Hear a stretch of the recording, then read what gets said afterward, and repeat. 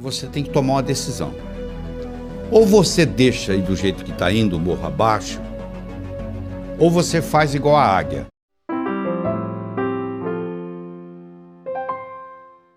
Uma águia nasce para viver 70 anos. 70 anos de vida.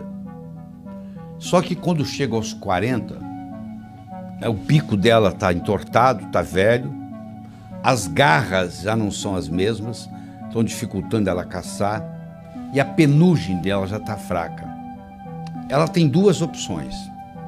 Ou ela chuta o pau da barraca e deixa acontecer, e logo logo ela morre, ou ela resolve fazer um renascimento. Ela procura uma região onde tem uma pedra, onde tem água por perto, onde ela pode caçar roedores por ali, e ela decide ficar naquele lugar por 150 dias, 5 meses. E ela vai fazer o seguinte, ela vai pegar o bico e bater com o bico naquela pedra até o bico cair, e vai nascer um bico novo. Ela com o bico novo, ela vai arrancar as garras velhas e vai criar garras novas. E ela com o bico novo e as garras novas, ela vai tirar toda a penugem envelhecida e vai nascer penugem nova. E com 150 dias, com 5 meses, ela completa esse ciclo. E ela agora está de bico novo, garra nova, penugem nova. E ela agora está habilitada a voltar a caçar e a voar por mais 30 anos. Eu não sei qual a sua idade, mas eu sei que vai chegar um momento, se já não chegou na sua vida, que você tem que tomar uma decisão. Ou você deixa ir do jeito que está indo, morro abaixo, ou você faz igual a águia. Nós vamos agora aprender realizando suas metas. Primeiro você transforma os seus sonhos em metas. Depois você transforma suas metas em realidade. Como é que você faz isso? Muito simples. Primeiro, tem que ser sua. Por que você está estudando medicina? Ah, porque o papai gosta. Então manda seu pai fazer o vestibular. Ninguém tem direito de escolher profissão para os outros. Você tem que ter a meta sua, só pelo prazer de ter, para ela se manifestar no universo. É só isto, mais nada. O dinheiro vem como consequência.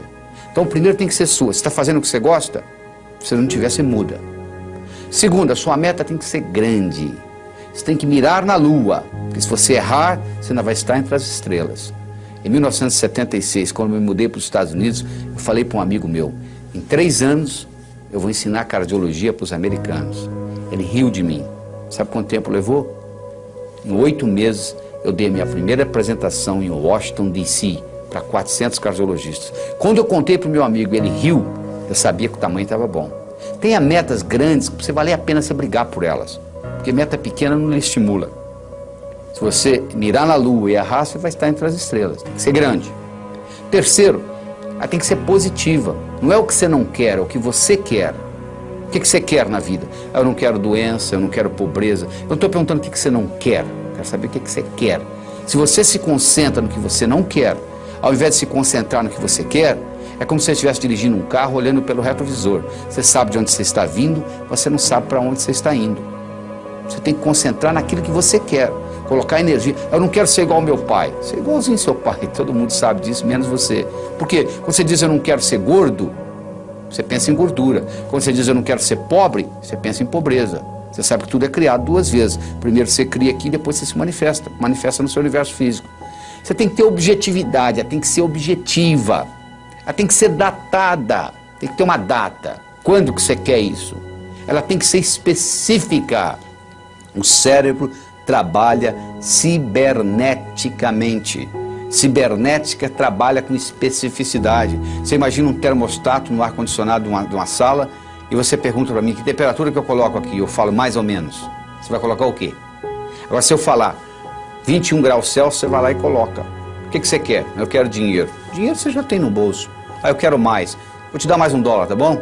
Não adianta, não é só. Você tem que ser específico. Você quer quanto? Eu quero $50 mil na minha conta até o final do ano que vem. Eu não estou garantindo que você vai obtê-lo, mas eu posso lhe dizer que a chance de você obter aumentou violentamente. E todas as vezes que você quiser chegar a algum lugar, você tem que saber de onde você está saindo. Uma vez eu estava dando um curso nos Estados Unidos, o sujeito falou assim, eu quero $50 mil na minha conta até o final do ano. Eu falei, quanto você tem? Ele falou, não sei. 2 semanas depois ele me liga, você não vai acreditar, eu somei o que eu tinha no banco, eu tenho $55 mil. Ou seja, ele estava pedindo o que ele já tinha. Aliás, ele não é o único na jogada. Tem gente que diz assim, Deus, meu Deus, eu quero talento. O que você acha que é talento, meu? Você acha que o pianista, ele sentou no piano e tocou? Ele praticou anos e anos e anos e anos para chegar lá. É verdade? Você acha que essa eloquência que eu tenho aqui conversando com você diretamente, isso apareceu da noite para o dia? Eu dou aula desde os 12 anos de idade. Então, essa história de talento tem muito a ver com a prática. Quanto mais você pratica, mais sortudo você fica. A sua meta tem que ser específica. Ela tem que ser datada. Você tem que saber de onde você está saindo. Qualquer lugar que você quiser, você liga para mim e diz assim, como é que eu chego aí? Eu pergunto de onde você está. Onde você está? Ah, não sei. Então eu não posso lhe ajudar. Você precisa ir a qualquer lugar, você tem que saber de onde você está saindo. Quais são as suas qualidades. Põe uma meta que seja significativa. Ela tem que ter uma importância para você e para os outros. Não é uma coisa que só você vai se beneficiar. Se só você se beneficiar, ela não é ecológica. Às vezes ela não é ecológica nem para você. Ecológica, a meta sendo ecológica é importante. Eu não posso divulgar o meu trabalho pelo mundo todo e ao mesmo tempo passar 5 dias da semana com os meus filhos, com a minha família. Se eu quiser fazer a mesma coisa, simultaneamente, divulgar o meu trabalho e passar 5 dias com a minha família por semana, uma dessas duas não é ecológica, porque uma vai brigar com a outra. Porque eu estou querendo criar 2 metas praticamente antagônicas. Eu não posso viajar pelo mundo todo, pelo Brasil todo, e ao mesmo tempo ficar 5 dias com a minha família por semana. Então você tem que ver que uma meta não pode ir contra a outra. A sua meta, ela tem que ser relembrada com frequência. Não é você chegar no dia 31 de dezembro e escrever o que você quer para o ano seguinte, você tem que estar constantemente olhando o que eu quero, às vezes muda. Às vezes você perde o interesse, às vezes uma meta que você tinha, você fala, não quero mais. Eu tinha vontade de ter essa meta, hoje eu não quero mais, porque às vezes você trabalha anos por uma meta que você queria, e você esqueceu que não quer mais, e quando termina, e aí? E agora? Ah, eu não quero isso mais. Você podia ter decidido isso muito tempo atrás, porque os seus valores mudam, os seus interesses mudam. Quando eu tinha 20 anos de idade, eu era capaz de viajar 10, 20, 30 horas para pular carnaval. Hoje eu quero distância de carnaval.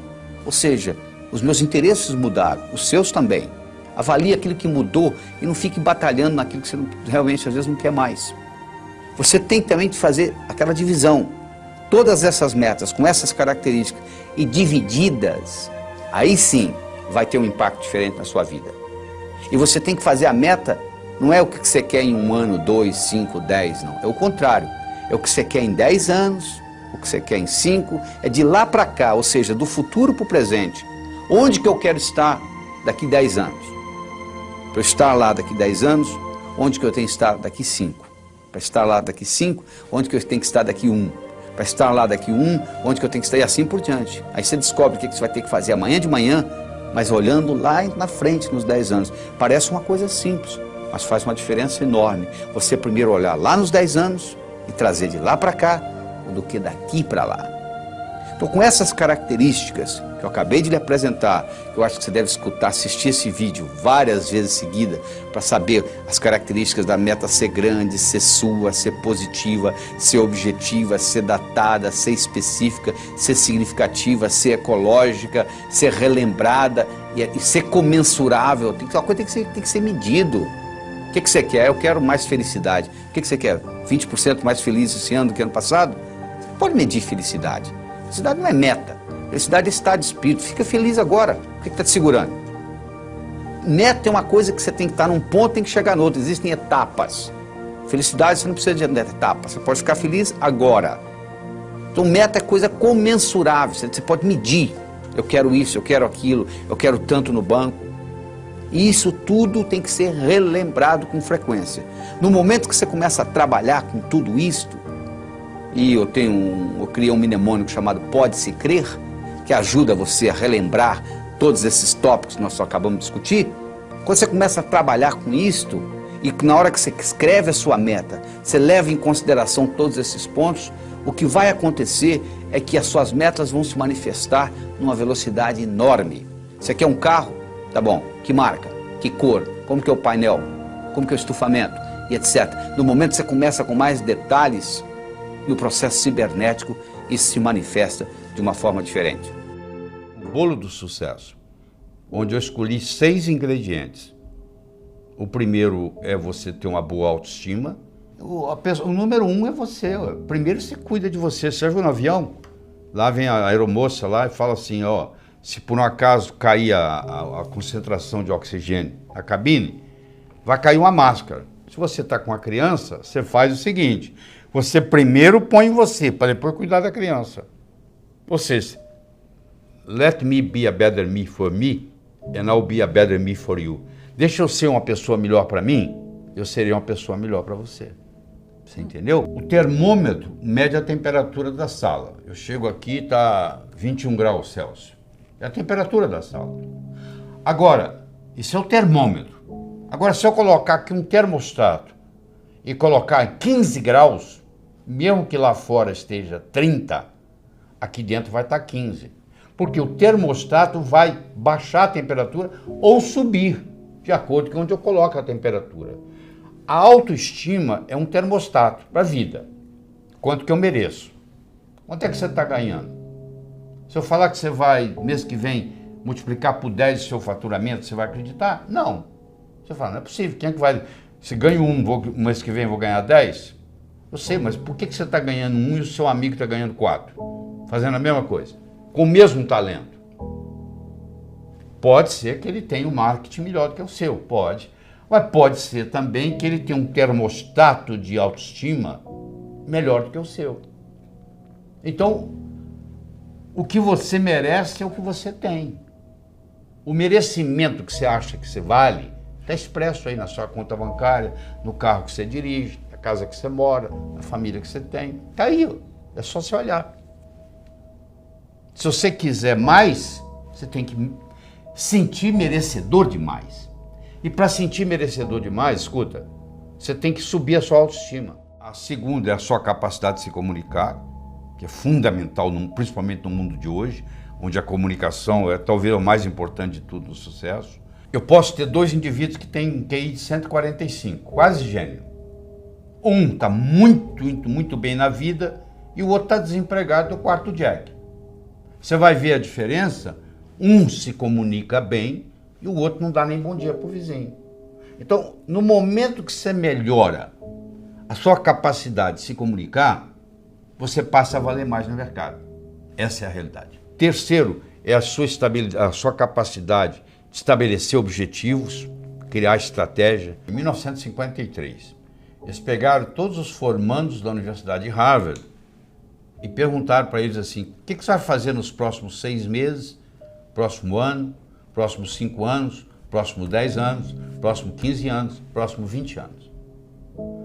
A grande maioria, como acontece aqui no Brasil, não tinha nada por escrito. Não tinha nada, não tinha nenhum... Ah, não sei, eu vou ver o que vai acontecer. Eu vou deixar a vida me levar, né? Mas 3% daqueles estudantes, eles tinham por escrito o que eles iam fazer com 6 meses, com 1 ano, com 5, com 10, com 15, com 20 anos de formado. Em 1973, eles pegaram aqueles que ainda estavam vivos e fizeram uma avaliação. Então, aquele grupo que tinha por escrito era 3%. Valia mais do que os 97% junto em todos os aspectos. Então, eles viram se a inteligência era diferente? Não.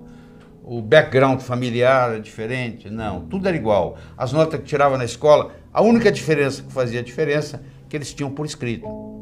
Então, os nossos, por isso que a empresa multinacional, ela pega os objetivos do ano que vem e coloca até setembro por escrito. Tem que estar ali no papel. Aqui tem que ser recordado com frequência. Você tem que colocar ali e você tem que datar. Como é que você transforma um sonho em uma meta? Você coloca uma data. Tudo aquilo que você colocou na categoria de algum dia não vai acontecer. O cérebro fala, tá bom, o dia que algum dia chegar, você vai no calendário, onde é que está algum dia? Não está lá. Não tem no calendário, não existe. Então eu tenho que ter metas a curto, a médio, a longo prazo. Tem que ter os 3 tipos de metas. Eu tenho que ter elas por escrito. E eu tenho que descobrir qual é a finalidade de vida que está por trás dessas metas. Porque a finalidade de vida, ela te valoriza a sua meta. Vou dar um exemplo. Você imagina uma bolinha que eu jogo para você, você joga para mim, eu jogo para você, você joga para mim, eu jogo para você, você joga para mim. Começou a ficar cansativo, né? Mas se eu chamasse de tênis, mudou, né? Milhões de dólares por trás. Enquanto era uma bolinha para lá e para cá, você não estava dando valor. Na hora que eu falei tênis, mudou. É assim, uma meta que talvez não tenha importância, mas se ela está encaixada dentro da minha finalidade de vida, ela valoriza. E eu vou estar disposto a ter mais esforço para que ela aconteça. A sua atitude determina a sua altitude na vida, a sua dedicação ao trabalho e a sua ambição saudável. Então são 6 elementos, ó. A boa autoestima, boa comunicação, saber estabelecer metas, ter uma atitude positiva, dedicação ao trabalho de uma forma inteligente e hoje melhor do que ontem, amanhã melhor do que hoje. O japonês chama de Kaizen, que é melhora contínua. A palavra Kaizen, no Japão, 1945, Hiroshima, Nagasaki, 40% do Japão destruído.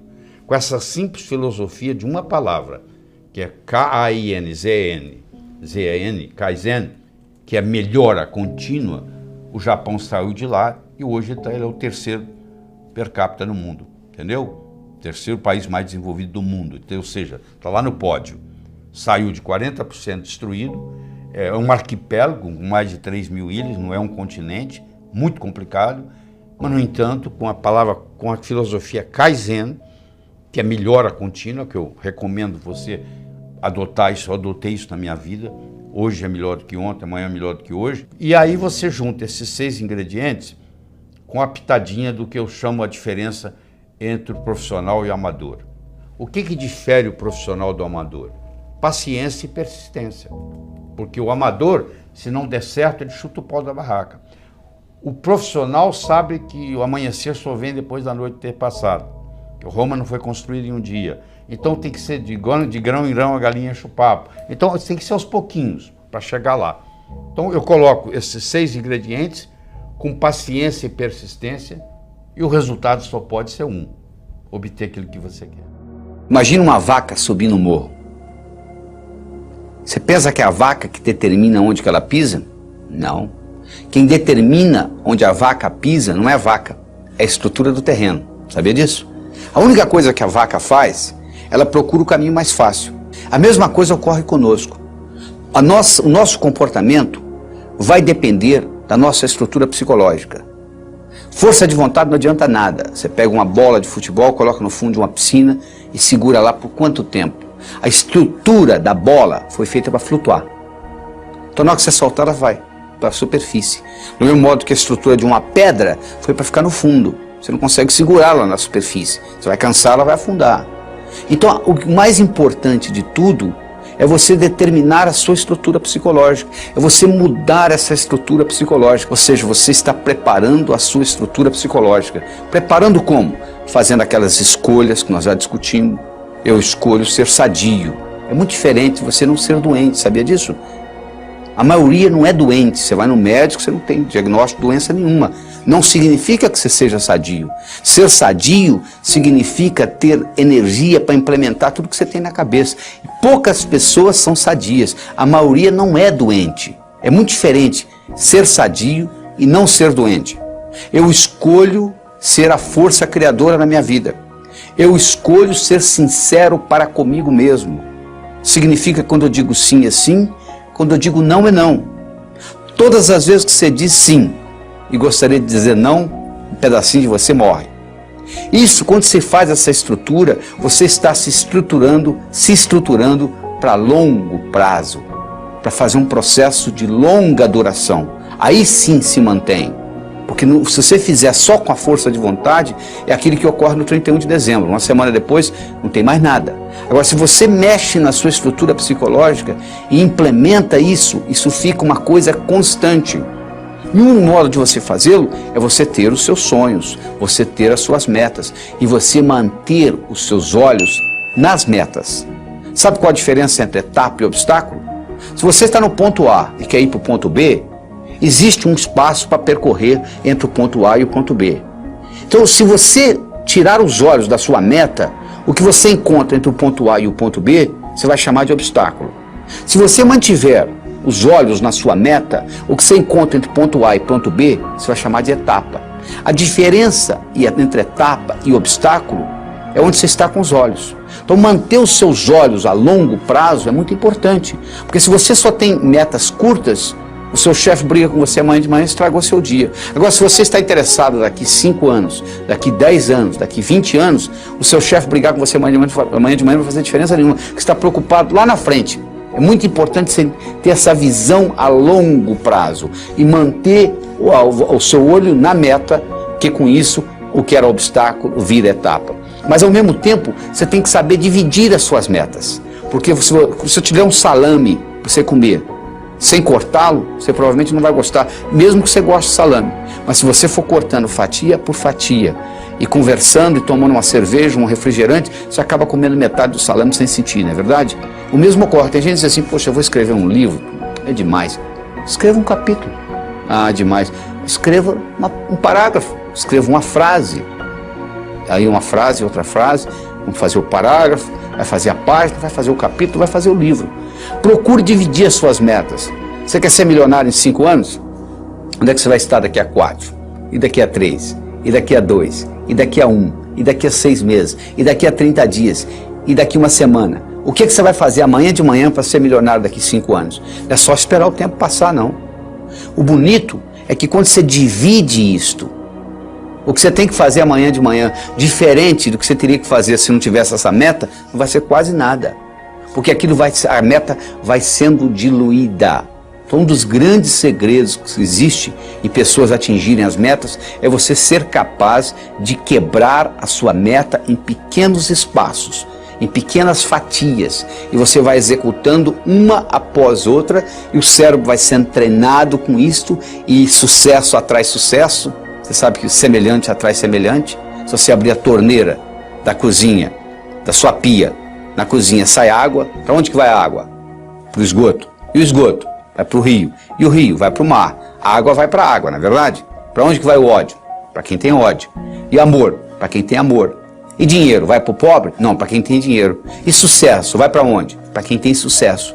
Então esses pequenos sucessos vão atraindo mais sucesso na sua vida.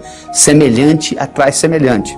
Então à medida que você vai fazendo isso, você vai preparando essa caminhada. Mas tudo começa com essa estrutura psicológica. Quem determina onde a vaca pisa não é a vaca, é a estrutura do terreno. A única coisa que a vaca faz é procurar o caminho mais fácil. Nós também vivemos a nossa vida procurando o caminho mais fácil. O caminho mais fácil depende da nossa estrutura psicológica. E a nossa estrutura psicológica é codificada linguisticamente. Lembra que eu já falei que nós somos animais linguísticos. Então o melhor jeito de você se preparar para mudanças é você recodificar essa sua estrutura psicológica e fazer natural aquilo. Se você tem uma estrutura psicológica de levantar às 5 da manhã, se eu pedir para você ficar na cama até o meio-dia, é um martírio. Não é verdade? Se você tem uma estrutura psicológica de levantar ao meio-dia, se eu pedir para você levantar às 5 da manhã, vai ser um martírio. Para os dois. Porque o que determina o caminho mais fácil é a estrutura. Se a minha estrutura psicológica é de levantar às 6 da manhã, se eu ficar até às 8 na cama, eu vou ficar chateado. Agora, se eu tenho a estrutura psicológica de levantar às 6, não vai ser problema nenhum. Não será sacrifício, porque eu estou procurando o meu caminho mais fácil. Então, o que eu quero que você determine para você é o seguinte: qual é o seu caminho mais fácil? Quero que você determine para você quais são as suas metas a longo prazo, em termos de saúde, em termos de finanças, em termos de amizade, em termos de família. Daqui 5, daqui 10, daqui 15, daqui 20 anos.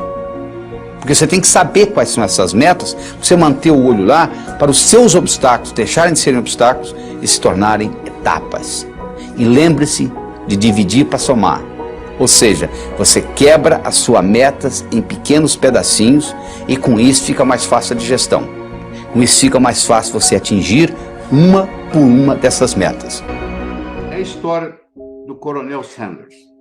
Sanders tinha um apelido de coronel, Coronel Sanders.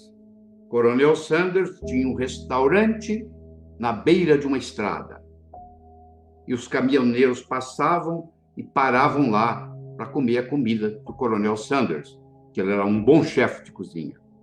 Especialmente, ele tinha uma receita que ele tinha ganho da avó dele, que era uma receita de galinha frita. Então, ele era famoso, o restaurante era famoso por causa da receita da avó do Coronel Sanders. O governo de Kentucky resolveu mudar a direção da estrada.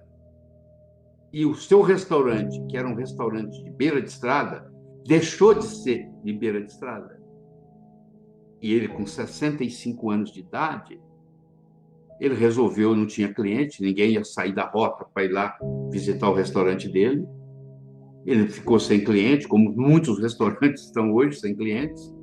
E aí, o que aconteceu? Ele pediu aposentadoria. 65 anos, tinha direito ao Social Security, pediu aposentadoria. Quando chegou o primeiro cheque de aposentadoria dele, ele mostrou para a mulher dele e falou assim: como é que nós vamos viver nisso? Não pode ficar assim. A única coisa que o Coronel Sanders tinha era uma receita de galinha frita que ele ganhou da avó. Ele pegou aquela receita de galinha frita, ele visitou 21 restaurantes. Olha, eu tenho essa receita, eu tinha um restaurante na beira da estrada, ele deixou de ser na beira da estrada, entendeu? Eu quebrei, eu tive que me aposentar, você não quer, eu posso fazer aqui, a gente pode fazer uma parceria. Ninguém se interessou. Até que, finalmente, a persistência dele, o universo conspira a favor, chegou a hora. Ele chegou num deles e o indivíduo gostou da ideia. E falou assim, podemos fazer uma parceria. E a parceria começou. E aí foi fundado o Kentucky Fried Chicken. O Kentucky Fried Chicken, hoje, tem mais de 25 mil lojas. O Kentucky Fried Chicken domina o mercado de frango no Japão. E os importadores de frango do Brasil para o Japão, que o Japão é o maior importador de frango do Brasil, eles vendem principalmente para o Kentucky Fried Chicken.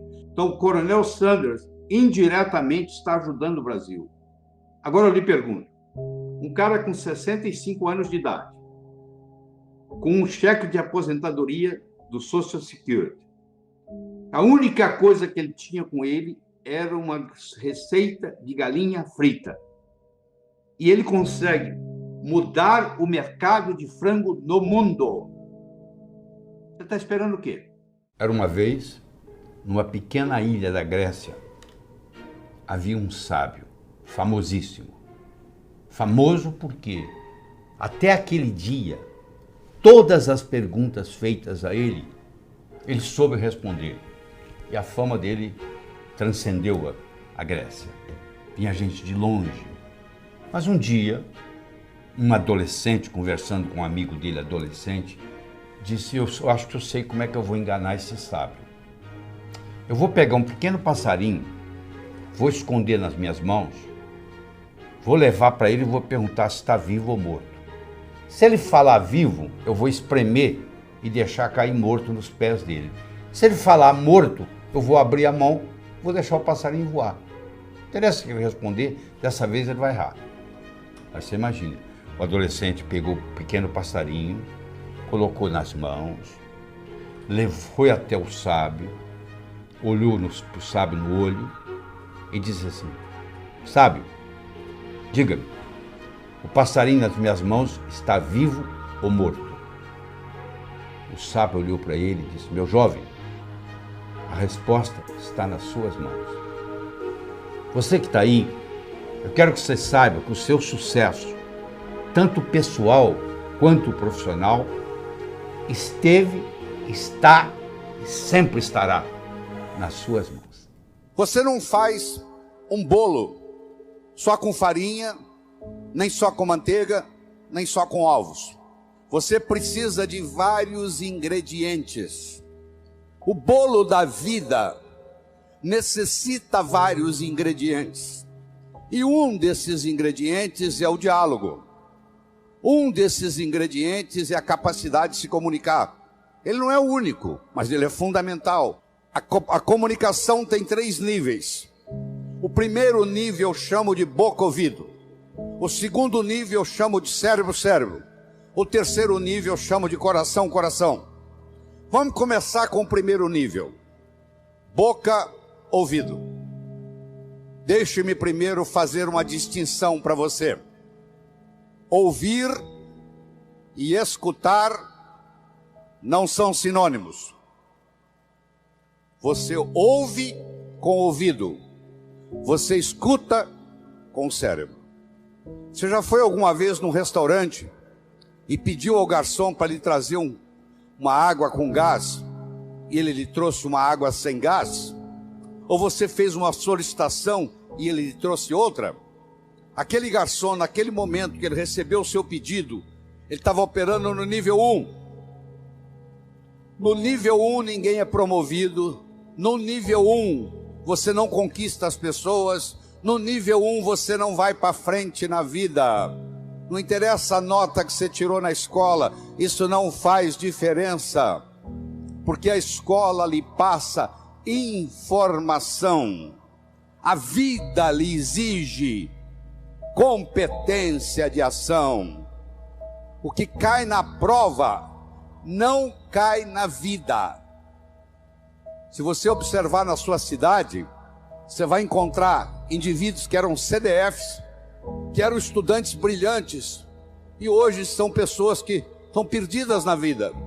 E você vai encontrar também pessoas que eram estudantes medíocres, e hoje são excelentes empresários, estão contribuindo para o bem-estar da comunidade. Por que isso?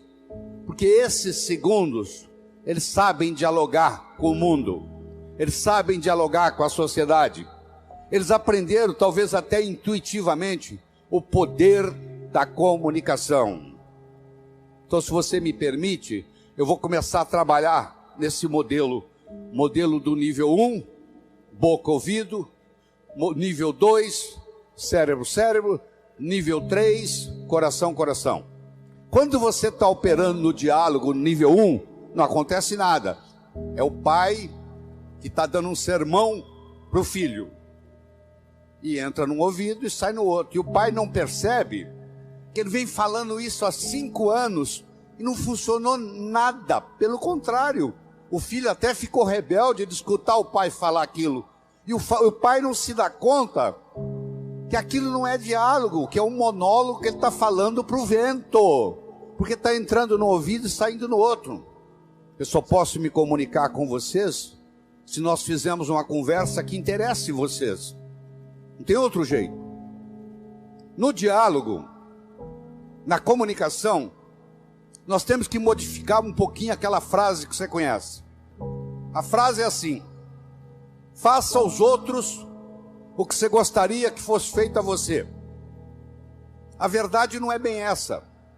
Faça aos outros o que os outros gostariam que fosse feito a eles. Se eu convidar você para jantar na minha casa em São Paulo, eu não vou lhe servir o meu prato favorito. Pode ser que você nem coma. Eu vou perguntar o que você gosta.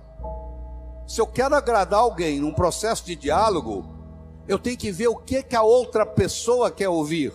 Eu vou começar por ali, e não o que eu quero passar. Quero que você entenda isso. Faça aos outros o que os outros gostariam que fosse feito a eles.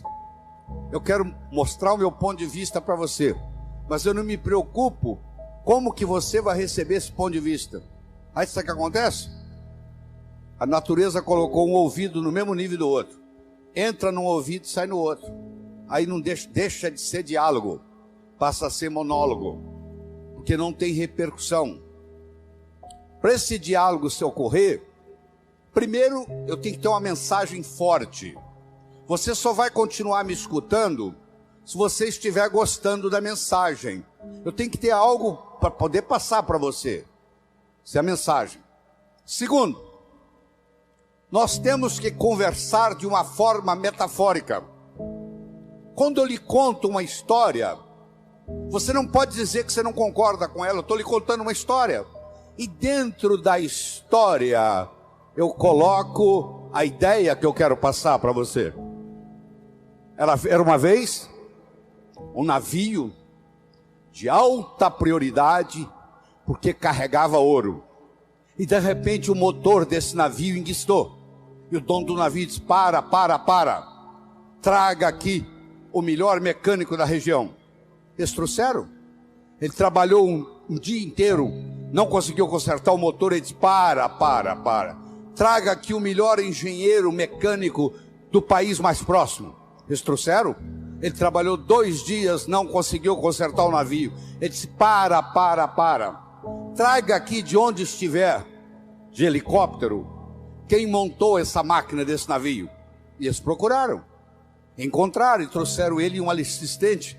E eles desceram no navio de helicóptero, foram até a casa de máquinas, escutaram o barulho da tubulação, tocaram nos tubos, e tinha uma válvulazinha vermelha num canto.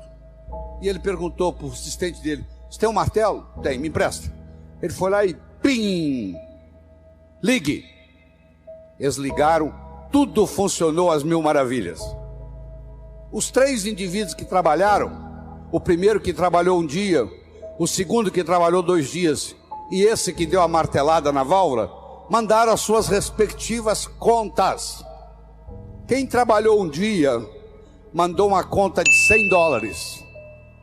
Quem trabalhou 2 dias mandou uma conta de $400, $200 por dia, porque ele havia trabalhado 2 dias e ele era mais sofisticado do que o outro.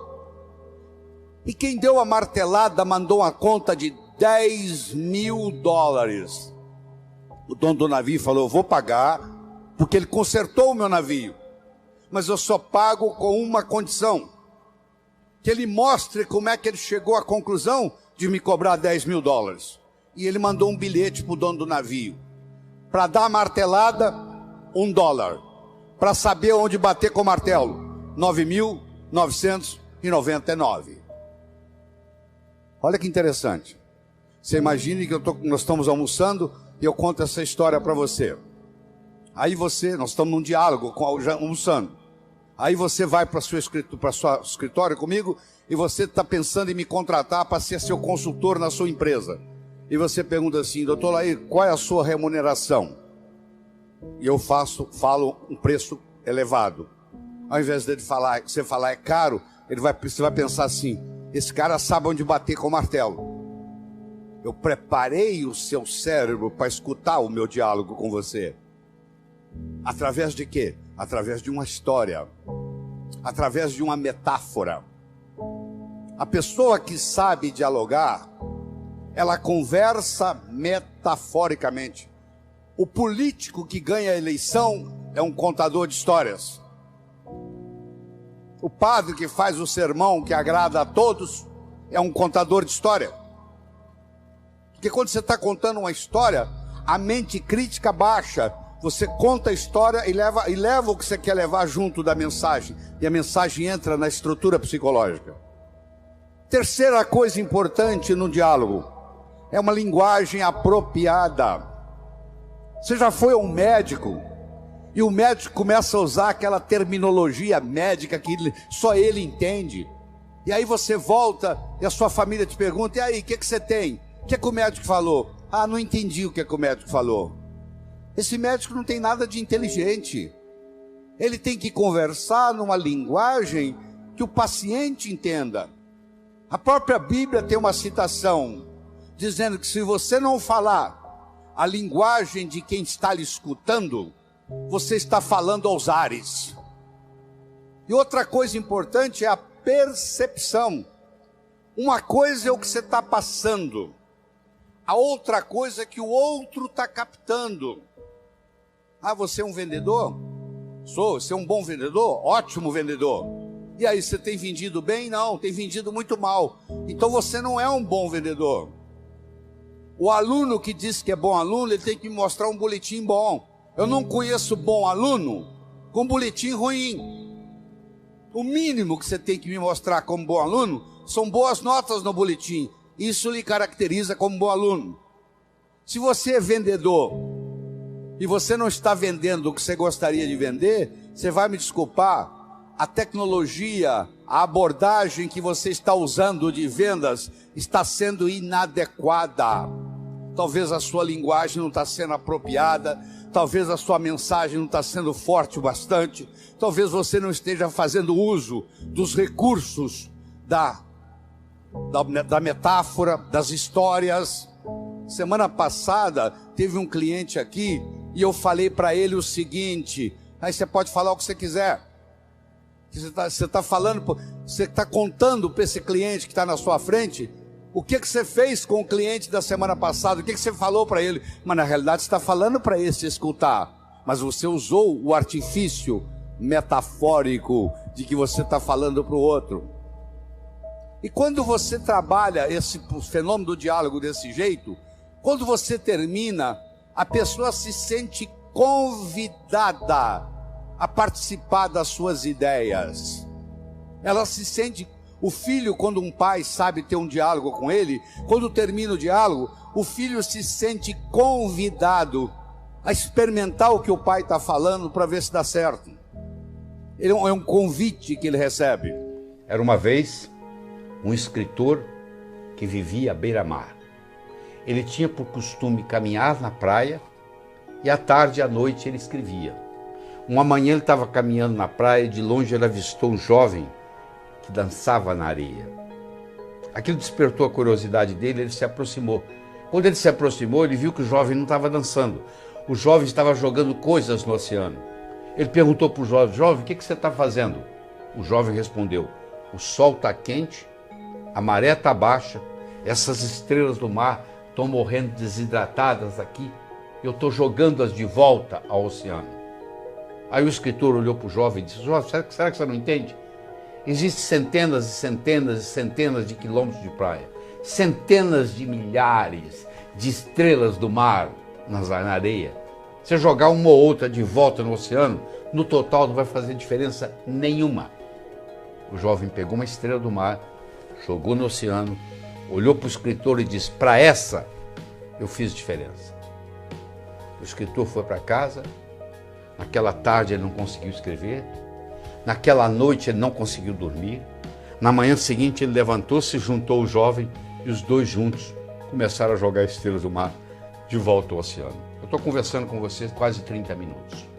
Eu não sei qual impacto essa conversa vai ter. Se vai entrar no ouvido, se vai sair no outro, se você achar que eu estou errado, etc. Mas eu vou dizer uma coisa: se fez diferença para um de vocês, já valeu a pena.